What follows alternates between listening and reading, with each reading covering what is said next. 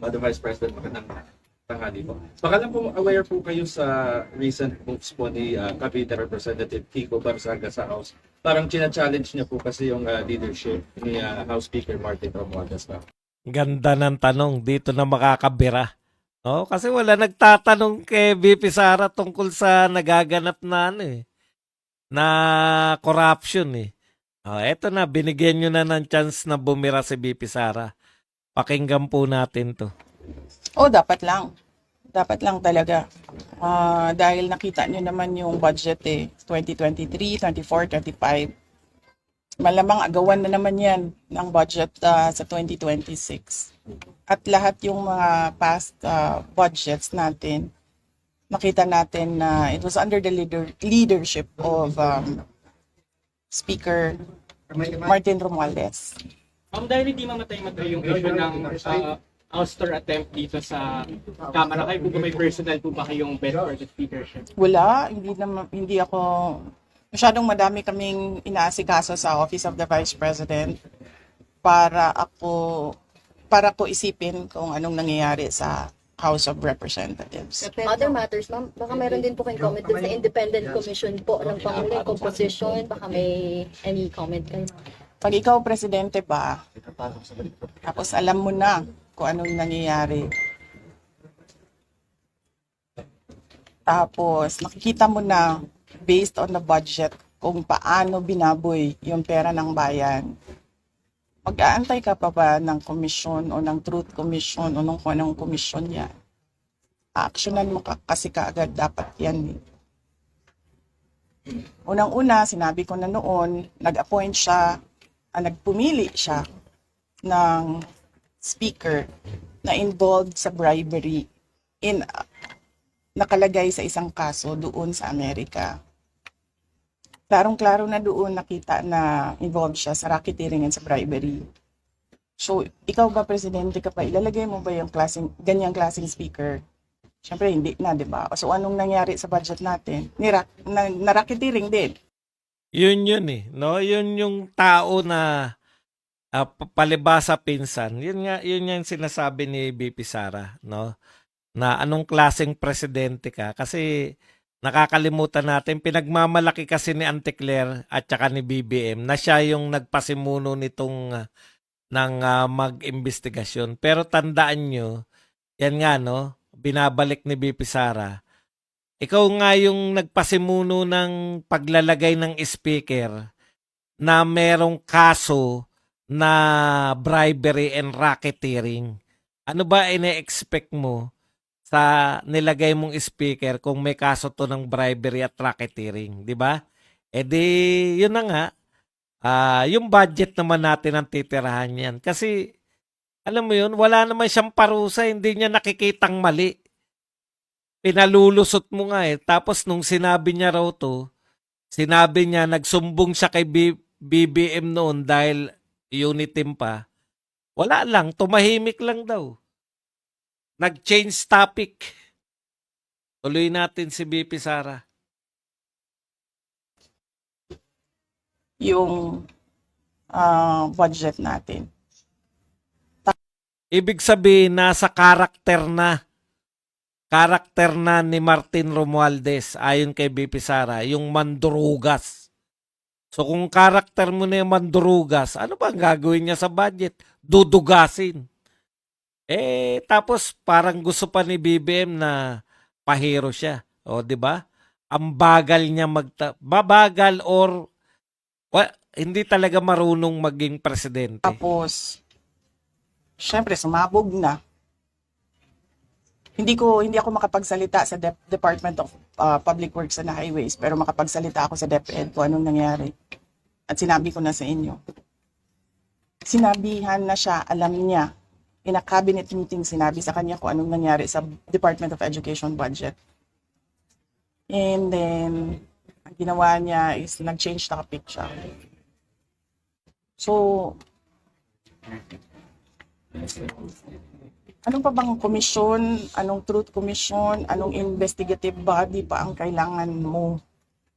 Nandyan na yung budget, nakikita natin kung paano siya kinuha. Gigil, no?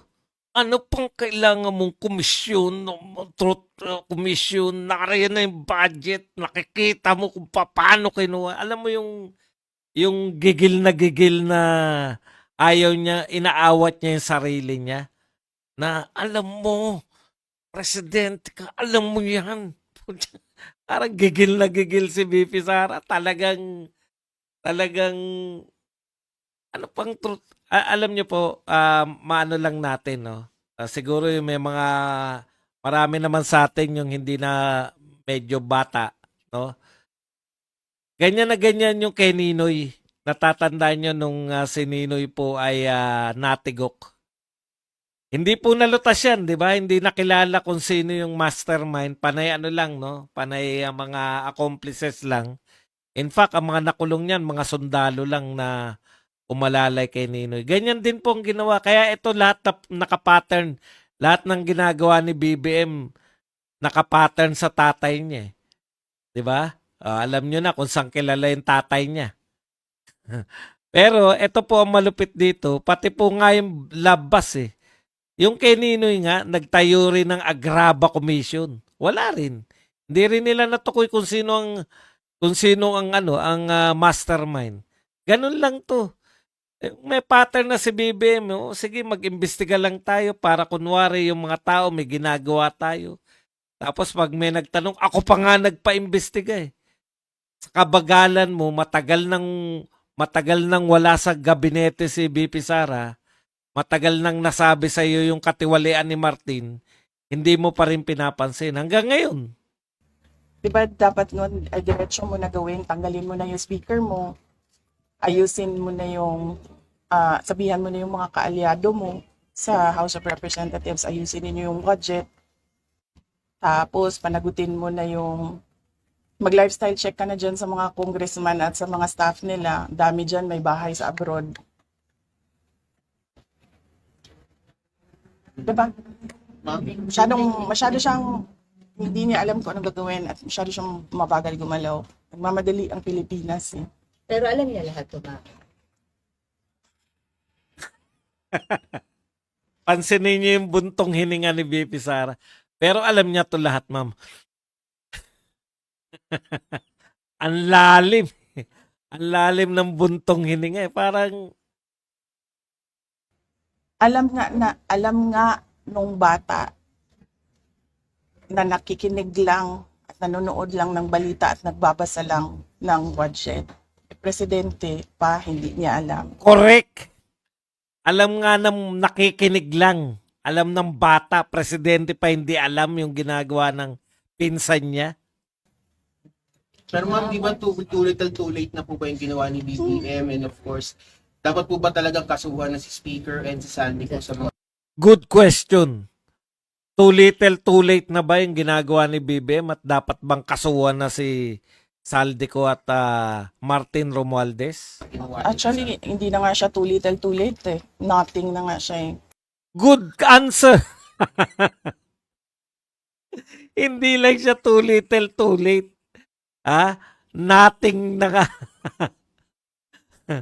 Wala na nga. Talagang saktong-sakto eh. Kaya minsan to si BP Sara, labas-labas ka rin minsan sa lungga mo, BP Sara, para mabigyan mo kami ng mga katuwaan. Nothingness na ang ginagawa. Nothingness. Kung kaso, the speaker was your campaign manager in 22. Were you not aware of these issues before? Hindi naman siya naging speaker noon eh. I mean yung bribery po, kasi na-mention yung bribery, alleged bribery. Were you not aware during the 22 campaign? I do not remember the exact time kung kailan ko nalaman yung case doon sa United States kung saan nabanggit yung pangalan niya sa pagtatanggap ng bribery for the cases that were filed here in the Philippines. Pero hindi naman kasi ako ang pumipili ng speaker eh. Ang pumipili ng speaker ay ang presidente. Parang alam nyo na kung ano sasagot dyan ni Auntie Claire. Hindi po ang presidente ang pumipili ng speaker. Ito po ay binoboto sa mababang kapulungan. Utot nyo! Utot nyo. Sa naging campaign manager lang naman siya by default kasi siya yung president ng partido ng Lakas. Ma'am, yung upo Any more questions? po sa Senate, ma'am. Senate po, ma'am. Sa Senate. Ano naman? Hindi naman tapos yan. Decrease. Meron na namang Senate. Sinabi niya ni SP kahapon, napaka na lang daw ito ng minority. Kaya medyo napikong si Senator Bato. Pero ulit ng heated argument yesterday. Hindi ko rin sinusundan kung anong nangyayari sa Senate. Pero nandun ako bukas, sabihan niyo yung mga kaibigan niya sa Senate. Hindi for budget hearing. Meron lang akong bibisitahin na senador. Sino po, ma'am? I Ay, hindi ko pala banggitin yun kasi baka tumagal ako doon. Mamadali ako. May isa lang. Si Senator Amy? Amy, ma'am. Hindi. Yung si Senator Amy. Senator Amy, katext ko yan araw-araw. Senator Robin. Hindi si Senator Robin. Magkikita kami sa rally sa Japan. May rally kami doon. Ay, tuloy yun, ma'am. Yung 20 at 21 po. All right. So, bago na tuloy kayo. Okay. Thank you. Thank you. Thank you. Thank you po. Ayan. Diyan po nagtapos ang ating panayam. Nakipanayam. Diyan po nagtapos yung ang ganda, no? Ang sarap pakinggan ni VP Sara. Parang yung tatay niya talaga, no? Naalala ko nung araw pagka yung tatay niya anong tawag doon? Yung talk to the people. Ganyan yung pakiramdam ko. Yung parang ang tagal, 1 linggo kang inapi. Kung ano-ano mga sinasagot mo. Yun yung kulang eh. Dati, ang sarap panahon ni Tatay Digong, maraming bumabatikos.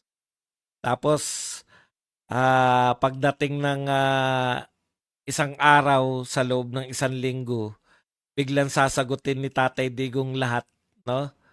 Parang nagsumbong ka sa kuya mo o sa tatay mo, biglang pinagtanggol ka. Napakasarap ng feeling. Ganyan po, napakasarap po ng feeling na kasi ang bigat po talaga kalaban ng mainstream media. Ang bigat po talaga kalaban ng mga loyalista. Kasi well-oiled machine talaga eh. Pag binabaan ka ng 2016 to 2022, lahat po yan. Yan ang ibinabanat. Kaya ang dali lang din hulihin eh. Madali lang din po hulihin. Ang susi po dyan, no? Tignan nyo po kung ano po yung ginagawa, yung pinepresent nila. Ang susi dyan yung si Arnold Clavio. Kung anong binababa ni Arnold Clavio, yung sinasabi niya, malamang na malamang yun din yung sasabihin ng iba.